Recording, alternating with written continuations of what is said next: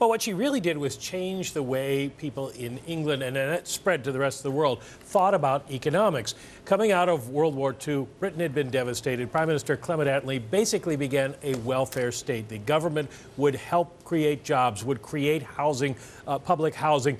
The labor unions were given enormous power, and it got to the point where this was unsustainable. Britain had to go to the IMF for a loan in the 1970s, and she came... Hard to fathom, right? The IMF was created for countries devastated in World War II, smaller countries, not necessarily, and African countries, not necessarily the UK. And she came to power and basically said, we're not going to focus on a nanny state anymore. We're going to change it to personal responsibility, personal achievement. Now, a lot of what she did is controversial. A lot of the ways she did it controversial. It was very hard on the British people, particularly the poor people. And there's still today a divide between northern and southern England, where she broke the miners' strike in the north, and a lot of those communities never really recovered.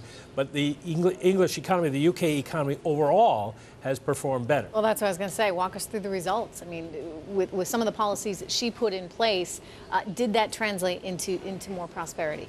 It did. Now, they had to go through very tough times. You can see in the unemployment rate, it skyrocketed after she came into office. She had to fight inflation. We had the same problem here. She was doing what Paul Volcker was doing over here. At the time, the government controlled the Bank of England, and interest rates there went to as high as 22%. And you can imagine the effect on business. But she broke the back of inflation. She also broke the power of the labor unions.